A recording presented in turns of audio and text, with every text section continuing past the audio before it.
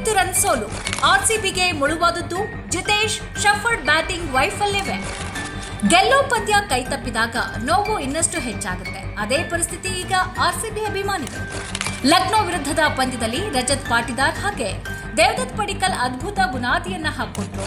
ಕೊನೆಯ ಹಂತದಲ್ಲಿ team David ಒಬ್ಬರೇ ಹೋರಾಡಿದ್ರು. ಆದ್ರೆ ಪವರ್ ಹಿಟ್ಟರ್ಗಳೆಂದು ಕರೆಸಿಕೊಳ್ಳುವಂತಹ ಇಬ್ಬರು ಫಿನಿಷರ್ಗಳು ನಿರ್ಣಾಯಕ ಸಮಯದಲ್ಲಿ ಕೈಕೊಟ್ರ ಅನ್ನುವಂತಹ ಪ್ರಶ್ನೆ ಈಗ ಎಲ್ಲರಲ್ಲೂ ಮೂಡಿದೆ. ರೊಮ್ಯಾರಿಯೋ ಶಫರ್ಡ್ ನಿಧಾನಗತಿಯ ಬ್ಯಾಟಿಂಗ್ ದುಬಾರಿ ಆಯ್ತಾ? 15 ಎಸೆತಗಳಲ್ಲಿ 23 ರನ್.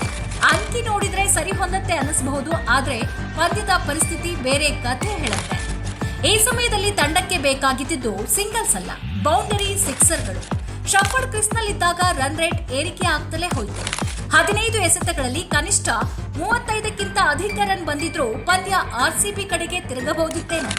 ಆದ್ರೆ ಬೌಂಡರಿಗಳಿಂದ ಬಂದಿದ್ದು ಕೇವಲ 18 ರನ್. ಉಳಿದ 11 ಎಸೆತಗಳಲ್ಲಿ ಕೇವಲ 5 ರನ್.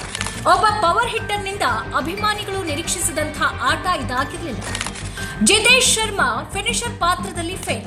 ಒತ್ತಡದ ಸಮಯದಲ್ಲಿ ಕ್ರೀಸ್ಗೆ ಬಂದ ಜಿತೇಶ್ ಆದ್ರೆ 3 ಎಸೆತಗಳಲ್ಲಿ ಕೇವಲ 1 ರನ್ ಮಾಡಿ ವಿಕೆಟ್ ಒಪ್ಪಿಸಿದ್ರು. ಆ ಸಮಯದಲ್ಲಿ ಅವರು ಕೇವಲ ಸ್ಟ್ರೈಕ್ ರೊಟೇಟ್ ಮಾಡಿದ್ರು ಸಾಕಾಗ್ತಾ ಇತ್ತು. ಟೀಮ್ ಡೇವಿಡ್ಗೆ ಸಾಥ್ ನೀಡಿದ್ರು ಪಂದ್ಯ ಕೈತಪ್ತಾ ಇರಲಿಲ್ಲ. ಸೋಲಿನ ಅಂತರ ಕೇವಲ 9 ರನ್. ಇದನ್ನ ನೋಡಿದ್ರೆ ಪ್ರಶ್ನೆ ಉದ್ಭವಿಸೋದು ಸಹಜ.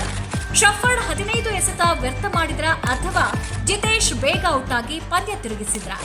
ಆರ್ಸಿಬಿ ಫ್ಯಾನ್ಸ್ಗೆ ಇದು ಇನ್ನೊಂದು ಹೃದಯ ಭಂಗದ ರಾತ್ರಿ ಅಂತ ಹೇಳ್ಬೋದು. ಟ್ರೋಫಿ ಗೆಲ್ಲಬೇಕು ಅಂತಂದ್ರೆ ಇಂತಹ ನಿರ್ಣಾಯಕ ಕ್ಷಣಗಳಲ್ಲಿ ಫಿನಿಷರ್ಗಳ ಜವಾಬ್ದಾರಿ ತೆಗೆದುಕೊಳ್ಳಲೇಬೇಕಾಗುತ್ತೆ. ನಿಮ್ಮ ಪ್ರಕಾರ ಆರ್ಸಿಬಿ ಸೋಲೋದಕ್ಕೆ ಕಾರಣ ಏನು? ಶಫರ್ಡ ಅಥವಾ ಜಿತೇಶ ಅಥವಾ ಸಂಪೂರ್ಣ ಮಿಡಲ್ ಆರ್ಡರ್? ಕಮೆಂಟ್ ಮಾಡಿ ತಿಳಿಸಿ.